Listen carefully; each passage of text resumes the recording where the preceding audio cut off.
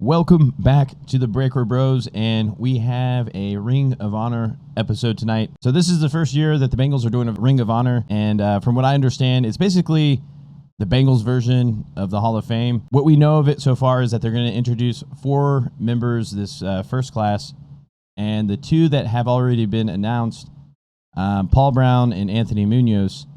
So basically, we're still waiting on the next 2 nominees, which I believe will be announced tomorrow. And then I believe on the Thursday night game, I have them introduced. Well, it'll be interesting. I mean, it's odd that the Bengals don't really have something like this. I know that they had their reasons for it, but I'm so used to not having it that I don't know. It's kind of somewhat anticlimactic for me, but it is somewhat interesting to see how they're doing it. And just looking at this list, basically the pictures, we have a pretty good selection. And I know for me, I'm more familiar with the Bengals maybe mid-90s and so forth. But I'm sure you know a little bit more of the Bengals, I guess, more in the 80s and stuff like that. Yeah, kind of like late 80s.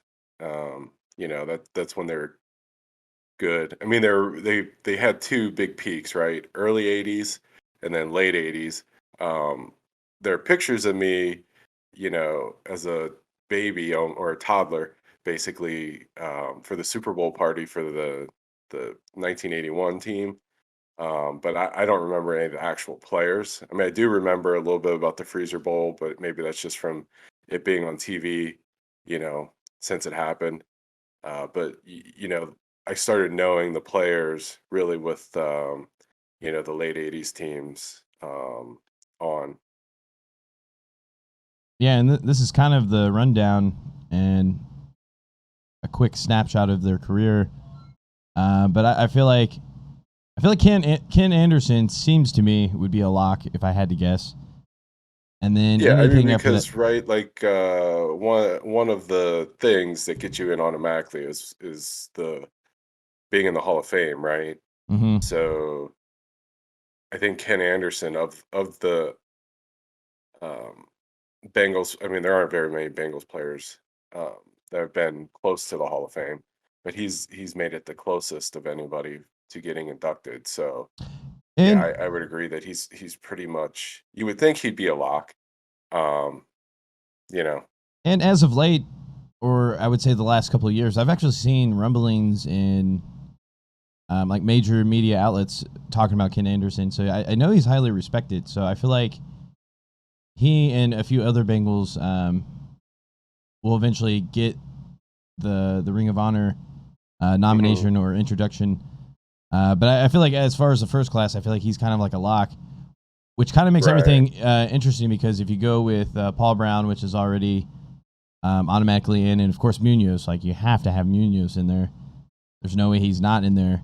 And then if you add Ken Anderson, that's already basically, a coach and then 2 offensive players. So if they're trying to keep it well-rounded, then the 4th player would probably have to be a defensive player. But, I mean, if you just go by ability, I feel like Willie Anderson would be the 4th. But if you kind of want a little bit more balance, and you may not want to lean towards Willie Anderson. But I guess we can kind of go through a little bit more of the list. They included, well, I mean, do you think the eras matter, right? Because you have, I think Paul Brown, who's basically the founder, and then you look, Kenny Anderson's career is like 71 to 86. So you kind of have like that early range, and then you have Munoz. It's kind of definitely spanned the late 80s, so maybe it's like someone that's more modern will be in, or do you think that doesn't matter? I think it's a culmination of things. So I think they're going to want it to be a little bit well-rounded, right? There's several things that matters. It's definitely performance and the career that they had with the Bengals. And then I think a big important thing, too, is like how do you represent the organization after the fact, right? Because I always feel like Chris Collinsworth is kind of sour grapes. And for me, I feel like he's maybe that's just my perception, but I feel like Chris Collinsworth is a person a Bengals player that always wished that he was drafted by the Steelers. It's kind of how I feel like. That's how he acts. That way. That's how he acts because he just acts like. the way I see it is he's a guy who's like a national media guy, so he goes out of his way to He's kind of overcritical about the downplay. Bengals, and then like if he ever talks about the Steelers, it's just like goo goo gaga, like oh my gosh, it just makes me want to Okay. puke. So Collinsworth's out because he likes the Steelers too much. Who else we got? Let's work our way through the Well, list. yeah, we'll go through the list. They have Jim Breach, kicker, which is kind of cool that they recognize a special teams player. James Yeah. Brooks. I think we've had numerous great running backs throughout the Bengals seasons. It seems to be like one of our strong suits is receivers and running backs. We always seem to have Yeah. pretty solid skilled players. But Chris Collinsworth, Isaac Curtis, another receiver. Corey Dillon eventually will make it. See now Corey Dillon, one of my favorite players while he played for the Bengals, but like he had a very rough exit, so to speak. But if you're talking about someone who maybe uh, wouldn't, I mean, I could see him being in the Bengals Ring of Honor eventually, but I would think his exit and general perception would probably at least keep him out of the first class. Yeah. I think he was just. I kind of feel bad for Corey Dillon because I feel like if he was. Just imagine if the Patriot had drafted him, right? I think he was always an underappreciated, undervalued running back for a long time because he was just on the Bengals. But I love the way he played. It was just like he was such a big running back, and not only that, it was how fast he was. And I think it may have been broken, but I'll never forget this run. I actually remember watching it live. I believe it was against the Lions, but he broke the Bengals' longest run. It was like 96 yards, and it was crazy because like I remember the. Did it happen in 2001? I can't remember. Is it actually on there? Oh shit! Yeah, it's on there. Because the only reason why I remember there was safeties that were 10 yards behind him. That's how fast he was, and I don't think people realize how fast he was. Like once he got going, was that safeties couldn't catch up to him. Yeah. I mean, that it was just wild to me. And then, of course, Boomer Esiason. I think eventually he'll be in, and he's the type of player where I can see his tune changing, knowing that the Bengals now do have this. But he kind of reminds me of Collinsworth, where I feel like there's times where he's a little bit maybe he's a little bit more critical than what he should be. I mean, but at the same time, I do like people, or at least former players, holding the organization or holding their feet to the fire and want like actual improvements. But I don't know. I just feel like some ex-players are just any time they get a chance to trash the organization, they do it, and it's just kind of like gets old after a while. Yeah, I mean, Boomer. I mean, obviously, also a quarterback who played in the Super Bowl. So, but I don't know if you say Ken Anderson's in, maybe does that make Boomer out? I mean, I remember David Fulcher. He was kind of like the first like big safety. So he was kind of like a linebacker that was fast enough to play safety. So he was always like a lot of fun to watch because he was a dominant physical presence when he was really good playing for the Bengals. So,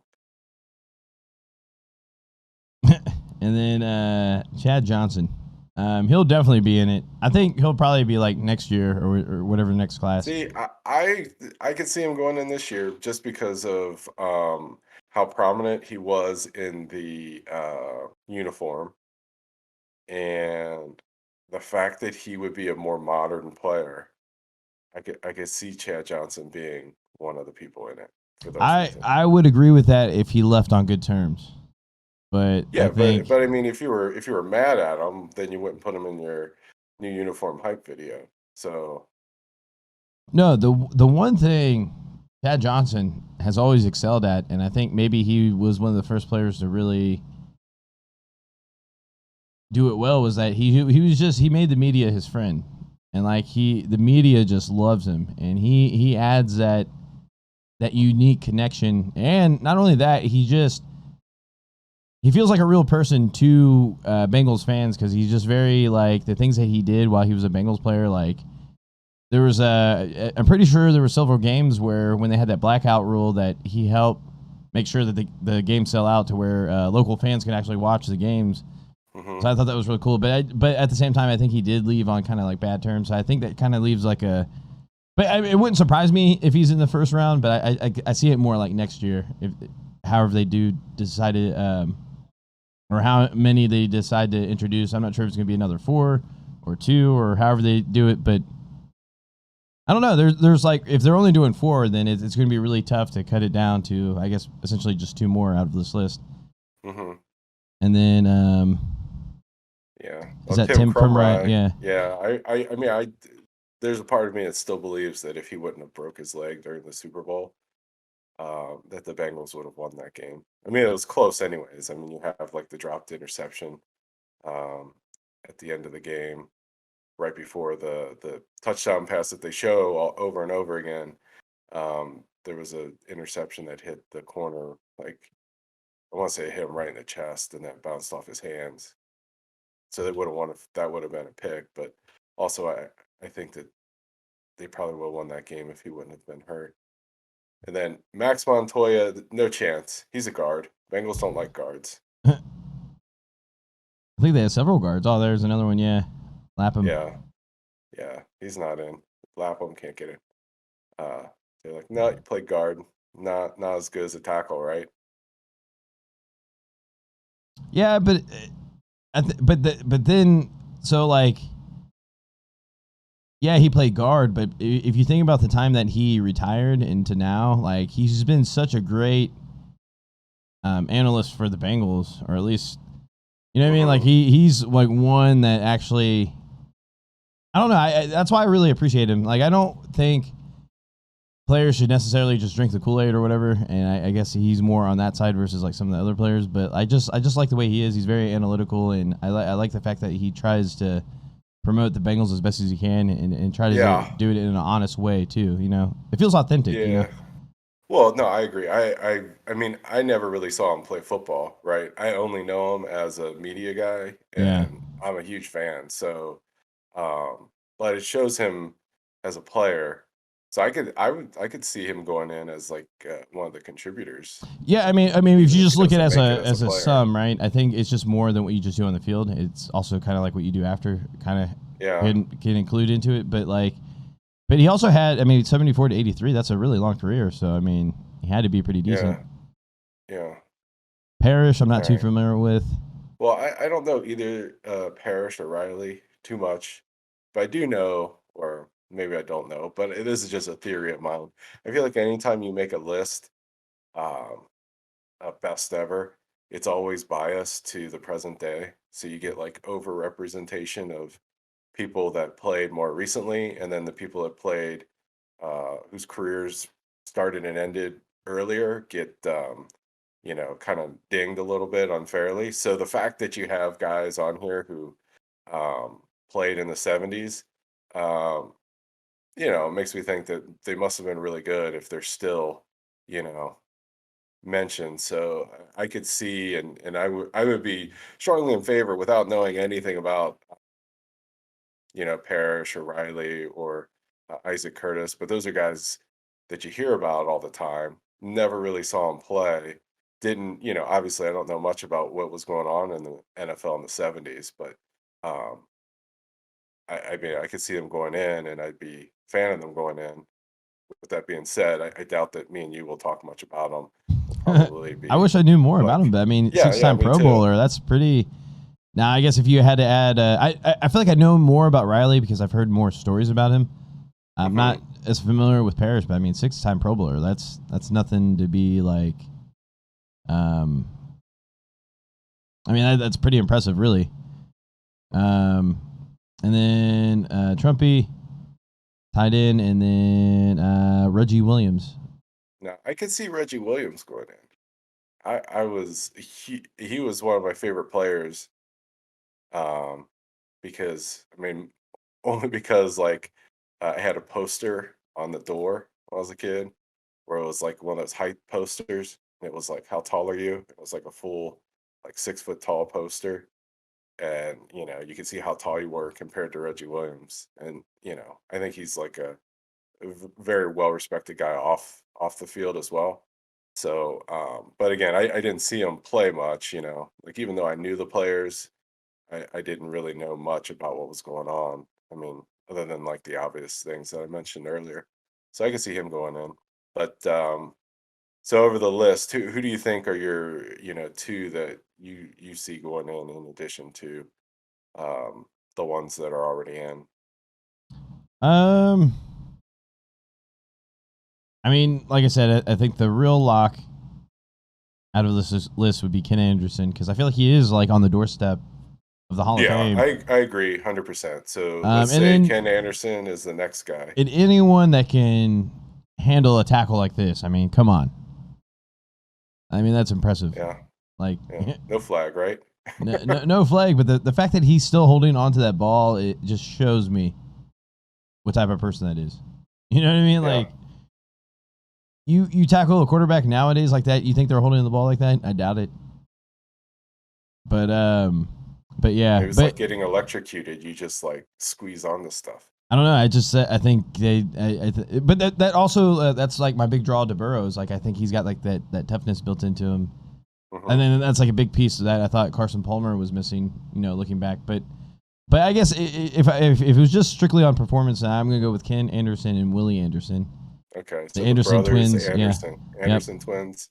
Gotta go with the Anderson twins. What about you? Yeah, I like Ken Anderson as well, and as I alluded to earlier, I'm going to be biased towards the present as well, and I think it's going to be Chad Johnson. I think it's going to be Ken Anderson, Chad Johnson, as the nominees, inductees that we do not know about. Wow. I like it, and I guess we'll know the official winners tomorrow, and I guess maybe next week we'll have maybe another video about it, but we'll see.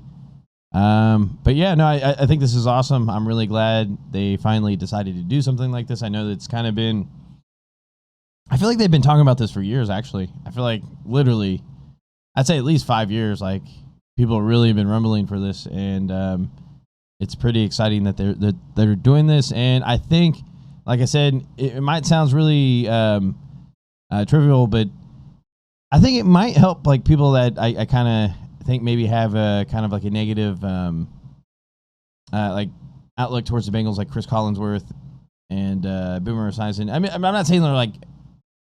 I just noticed there just seems to be like some type of like resentment. Yeah, I think like things like this can kind of make. That. I don't know if I see the resentment. I see it as more just trying to be unbiased. So I think if you're a national media guy, you gotta play devil's advocate sometimes. I would agree with that, but then again, I see other analysts that were part of the Bengals. I can't think of his name right now. He was a safety, Willem and oh my god, Solomon Wilcox, right? Yeah. Like he doesn't act like that. He's very professional, and he has very, very like concise critique that isn't very like. I don't know. Let's get Wilcox into the Hall of Fame, and maybe like this is. Write him in. I think he should be. I think there's going to be more players like run that. The Ring of Honor, like the mafia, like hey, don't disrespect the family. We'll let you in, but you can't talk bad about us, and if you do, you're out. I just think maybe I represent more of like people are. I know I'm not the only one that feels the same way about Chris Collinsworth. I think maybe it's just yeah. I don't know. I just can sense it when he announces. I'm just like, dang. It just seems really salty a lot of times when he announces. Yeah, there's a lot of Chris Collinsworth hate. I like him. Don't have any and I get it because like when it comes to like professionalism and like because I know he's doing his homework and it seems like he really cares about what he does. It just when it comes, he just like I said, he just seems like that jealous, whatever. I just feel like he got drafted by the Bengals wishing it was the Steelers type deal. That's just what it feels like to me. But okay. But at the same time, I'm glad he played for the Bengals. I'll look for that. I don't know if I believe you. I don't know. It's just what I've noticed. But yeah, I would think it would be pretty cool if they did Chad Johnson. But like I said, I just think the way he left was just kind of like, kind of harsh. Yeah. Okay. Well, if Chad Johnson's out, then I'm gonna cheat. Take another one. I can see Reggie Williams as well. So I like that. Okay. I like that. I think they may do something like that to keep it balanced. Yeah. So we'll see.